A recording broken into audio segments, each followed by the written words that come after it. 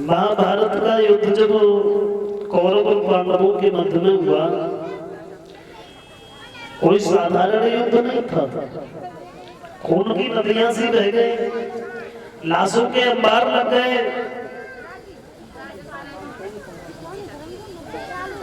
और उस युद्ध का सारा दायित्व द्रौपदी के ऊपर आता है।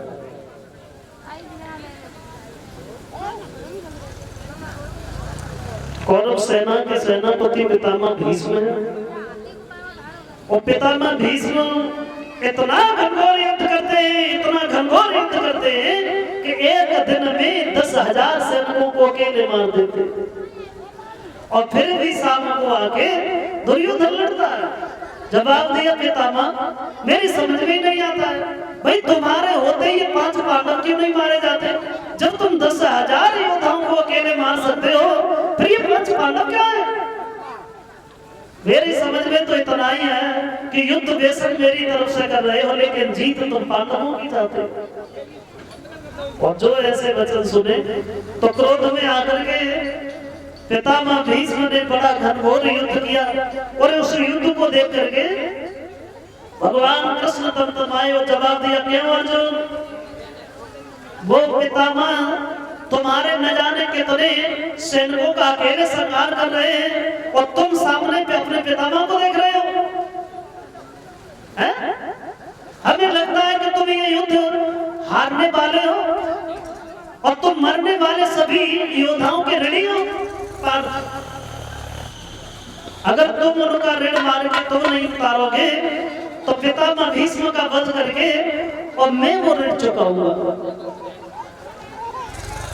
जो ऐसे वचन सुने, पितामह भीष्म को मारने के लिए भगवान ने अपना प्रण तोड़ दिया। हाथ में रथ का पहिया लेकर के दौड़े, सुदर्शन चक्र जैसा आवेश आ गया। और धीरे धीरे धीरे धीरे ये दृश्य देखा है तो अर्जुन ने पैर पकड़ लिए और जवाब दिया है, प्रभु तुम अपना प्रण तोड़ रहे हो, अपना प्रण न तोड़ो, क्योंकि अब मेरे बाण किसी को प्रणाम नहीं करेंगे।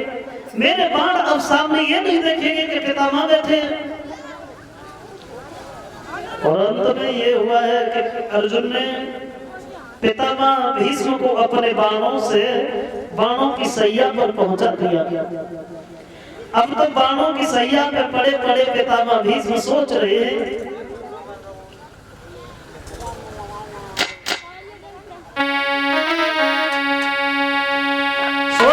पितामह की गलत किया है कि सरसैया में पड़े। अरे पितामह सोच करो भारी,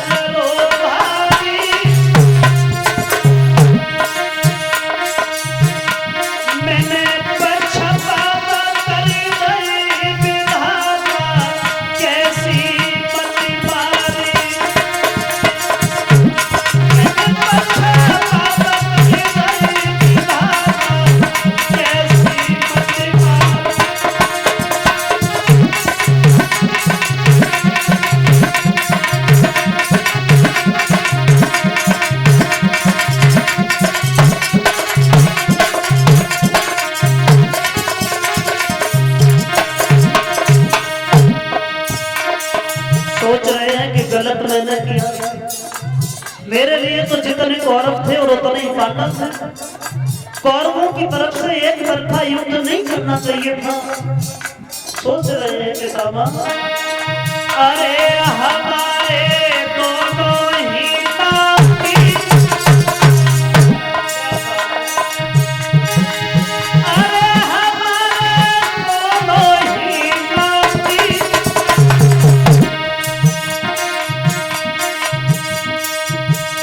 अरे सोच की कली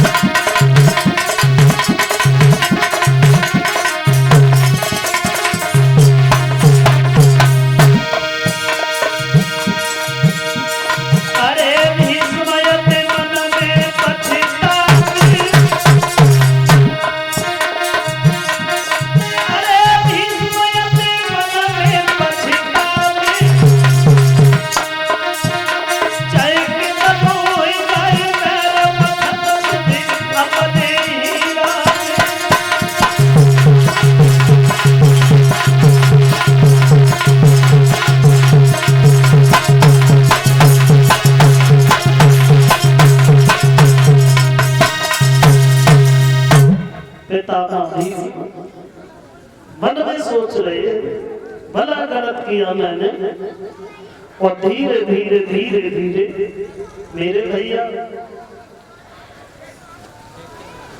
पितामह भीष्म के बाद में दुर्योधन ने अपना सेनापति द्रोणाचार्य को बनाया। उनका भी छल से युद्ध में वध हुआ है, और द्रोणाचार्य के बाद में कर्ण सेनापति बन गया। कर्ण से भी दुर्योधन की एक ही शिकायत रहती है, कर्ण से एक ही शिकायत रहती है कि भैया मेरी समझ में एक बात नहीं आती। क्या? बोले समझ में ये नहीं आता है कि हमारी सेना से बड़े बड़े बहादुर मारे गए, पितामह भीष्म जो इच्छा मृत्यु का कवच पहने थे वो भी मारे गए, गुरु द्रोणाचार्य मारे गए, लेकिन पांडव ये पांचों में से एक भी नहीं मर रहा है। ऐसा तो नहीं है कि हमारी तरफ से जितने योद्धा युद्ध कर रहे हैं ये सब कपट का युद्ध कर रहे हैं। बोले ऐसा कुछ नहीं है, ये जितने भी योद्धा हैं बड़ी निष्ठापूर्वक तुम्हारी तरफ से युद्ध कर रहे हैं, लेकिन सबसे बड़ी बात तो एक ही है, अर्जुन का रथ चलाने वाला जो सारथी है ना कृष्ण, ये सब उन्हीं का किया धरा है। और हम तो ये विचार कर रहे हैं कि अगर कृष्ण जैसा सारथी अगर हमारे पास में होता ना तो फिर मैं महाभारत का युद्ध बहुत जल्दी समाप्त कर देता।